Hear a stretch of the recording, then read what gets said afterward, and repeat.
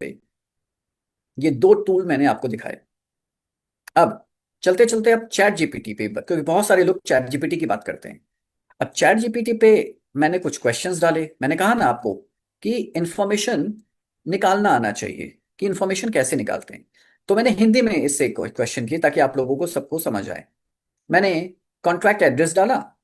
फिर मैंने पूछा क्या इस स्मार्ट कॉन्ट्रैक्ट में क्रिएटर के पास एक्स्ट्रा फंक्शंस हैं, एंड क्या क्रिएटर लिक्विडिटी को बाहर निकाल सकता है। तो यहां पे आया कि क्रिएटर के पास एक्स्ट्रा फंक्शंस हैं, हाँ, लेकिन बहुत लिमिटेड हैं। कैसे? जैसे ऑनर के पास सिर्फ ये स्पेशल फंक्शन है कि सिर्फ एक बार कॉल हो सकता है। इससे पैनकेक पेयर और स्टिकिंग कॉन्ट्रैक्ट सेट होते हैं। राइट, यानी एक बार कॉन्ट्रैक्ट का जो पेयर बना पैनकेक पूल पर, पैनकेक स्वैप की जो पूलिंग है, वो एक बार कॉल हुआ। राइट, उसके बाद और standard honourable function transfer ownership जो कि मैंने प्रोजेक्ट में ब्लॉकचेन पे दिखाया था, कि यहाँ पे जैसे फॉर एग्जांपल कॉन्ट्रैक्ट पे गया और राइट कॉन्ट्रैक्ट पे क्लिक किया। फिर यहाँ पे एक ऑप्शन देखते हैं, क्योंकि मैं तो ब्लॉकचेन पे बात कर रहा हूँ। जी हाँ, यहाँ पे एक ट्रांसफर ऑनरशिप तो है, पर और न्यू ऑनर को ट्रांसफर किया जा सकता है। लेकिन जो न्यू ऑनर ट्रांसफर ऑनरशिप है, वो सिर्फ can only be called by the current owner. Current owner ही न्यू ऑनर को ट्रांसफर कर सकता है। करंट ऑनर कौन है वो भी देख लेते हैं। तो हम गए रीड कॉन्ट्रैक्ट पे, जो कि मैंने आपको दिखाया भी था। तो 8 नंबर पे है ऑनर, इस पे टिक किया। तो जी, कॉन्ट्रैक्ट का जो ऑनर है वो 00 एड्रेस है। इसका मतलब कोई ऑनर ही नहीं है। तो ऑनरशिप ट्रांसफर हो ही नहीं सकती, क्योंकि जब 00 एड्रेस है, ये किसको ऑनरशिप ट्रांसफर करेगा? ये तो ब्लैक होल एड्रेस है।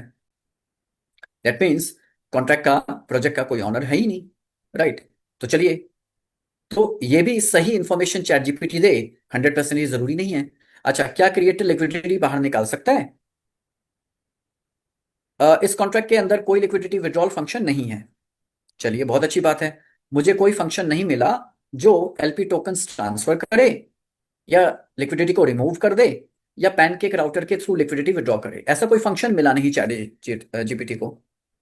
ओके, लेकिन एक इंपॉर्टेंट बात, पूरा जवाब एलपी टोकन ऑनरशिप पर डिपेंड करता है। अगर एलपी टोकन्स, कौन से एलपी टोकन्स की बात कर रहा है? Cake LP token. कि अगर एलपी टोकन्स क्रिएटर वॉलेट के पास हैं तो क्रिएटर कभी भी लिक्विडिटी रिमूव कर सकता है। हाँ जी, बिल्कुल कर सकता है। लेकिन ये तो मैं आपको पहले ही दिखा चुका हूं। ये आप देख लीजिए कि केक एलपी टोकन्स तो नल एड्रेस, ब्लैक होल एड्रेस में पहले ही ट्रांसफर किए जा चुके हैं। इसका मतलब क्रिएटर के पास ये केक एलपी टोकन बचे ही नहीं, वो तो ब्लैक होल में चले गए। इसका मतलब कि लिक्विडिटी पूरी तरह से सेफ है। राइट, इसने कहा कि अगर एलपी टोकन पास में है तो निकाल सकता है, लेकिन वो तो बर्न कर दिए गए, यानी लिक्विडिटी ये बर्न हो गई। अच्छा, उसके बाद एनएफटी आईडी। पिछली कॉन्वर्जेशन, क्योंकि इससे मैंने पहले भी कुछ कॉन्वर्जेशन किया था, क्वेश्चंस पूछे थे। पिछली कॉन्वर्जेशन में आपने बताया कि एनएफटी 69 पॉइंट, वही एनएफटी जो मैंने 60% जो पिछले टेक्निकल सेशन में बात की थी।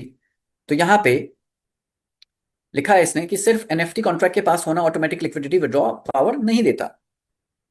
ये तभी पॉसिबल है वही एनएफटी लिक्विडिटी पोजीशन को रिप्रेजेंट करता हो। और ये पूरा ये चैट इसने मुझे दिया। तो फाइनल कंक्लूजन देखिए, पूरा पढ़ूंगा। आप बेशक चाहे स्क्रीनशॉट लेना चाहें तो ले सकते हैं, कोई प्रॉब्लम नहीं है। फाइनल कंक्लूजन की ऑनर के पास सिर्फ लिमिटेड एडमिन पावर्स हैं। इस कॉन्ट्रैक्ट में लिक्विडिटी विड्रॉ करने का कोई फंक्शन नहीं है।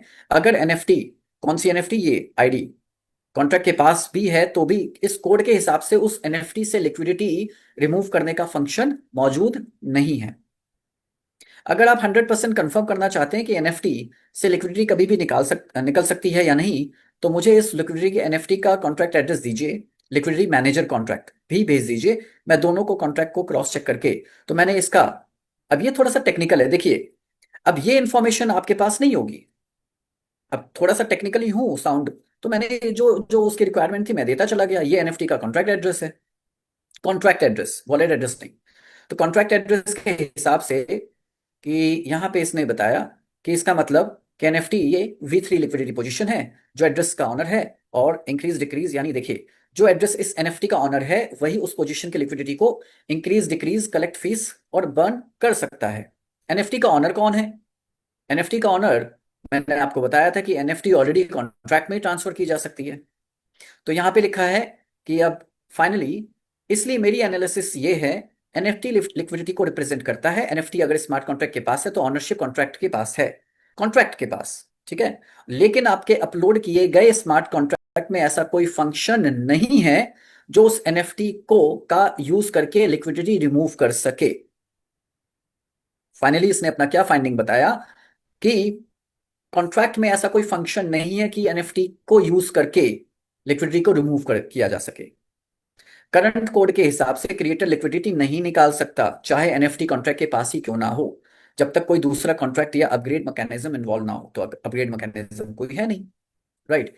तो भी ये आगे मुझसे क्वेश्चन करता रहा करता रहा करता रहा करता रहा। उसके बाद मैंने यहाँ पे इसका प्लान वाला कॉन्ट्रैक्ट दे दिया।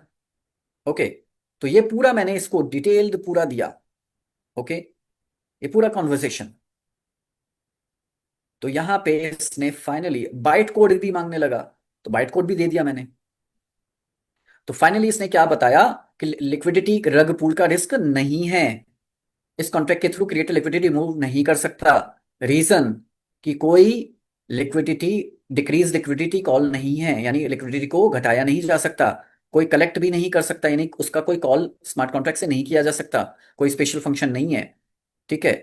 कोई या एनएफटी ट्रांसफर फंक्शन नहीं है, ट्रांसफर भी नहीं किया जा सकता। कोई generic arbitrary external call mechanism नहीं है। कोई hidden owner only liquidity withdrawal function नहीं है कि मतलब ऑनर इसकी लिक्विडिटी को निकाल पाए। ऑनर तो कोई है नहीं, वो तो 0 0 एड्रेस है।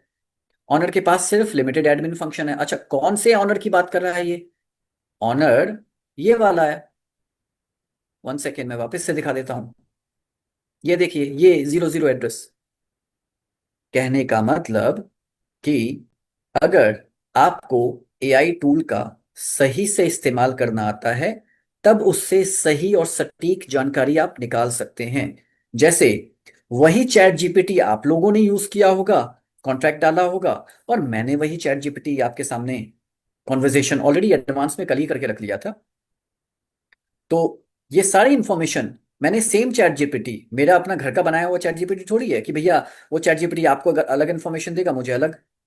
क्वेश्चन करने के तरीके से इंफॉर्मेशन और उसका आंसर बदलता है।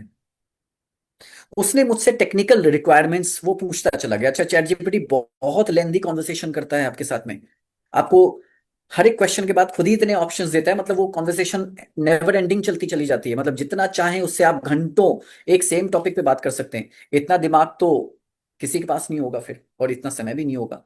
पर जितनी जरूरी इंफॉर्मेशन थी आपको दिखाने के लिए, मैंने उतना वो कॉन्वर्सेशन उसके साथ किया और वो आपको सामने रखा। अब वो पूरी लेंदी कॉन्वर्सेशन में आपके मेन मेन जो हाइलाइटर्स थे, जो पॉइंटर्स थे, वो आपके सामने रखा।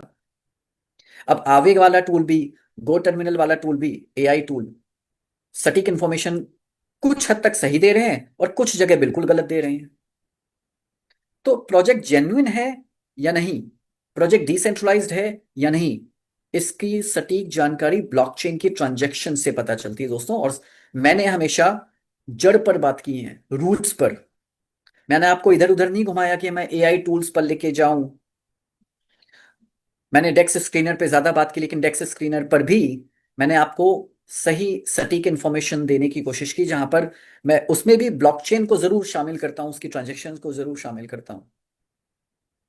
ओके, तो इस तरह की कभी भी कोई इंफॉर्मेशन, अगर आपको लगता है कि आप किसी को कॉन्ट्रैक्ट एड्रेस दे रहे हैं, अगर वो सही जानकार है तो सही जानकारी वो निकाल के देगा। लेकिन वही आधा अधूरा ज्ञान है तो वही चैट जीपीटी से पूछेगा, जेमिनाई से पूछेगा, इधर उधर के और एआई टूल से, और वो आपको भेज देगा जी, वो तो बता देगा जी हाई रिस्क है या स्कैम है।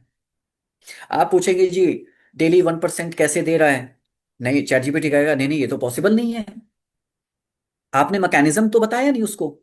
तो बिना मैकेनिज्म बताए वो कैसे आपको बता देगा कि वो, नहीं मैकेनिज्म तो स्ट्रांग है, फिर तो सेफ है। आप जो जानकारी उससे पूछेंगे और जो पूछने के बेसिस पे जो जानकारी आप देंगे, उसी जानकारी के बेसिस पे आपको उल्टा वो जानकारी देगा। तो how to use AI tool, ये भी अपने आप में एक बहुत बड़ी स्किल है और एक कला है, right. So thank you so much. Session थोड़ा लेंदी हो गया, लेकिन आई थिंक बहुत ही इम्पोर्टेंट सेशन था। और आई थिंक यहीं पे मैं यूट्यूब के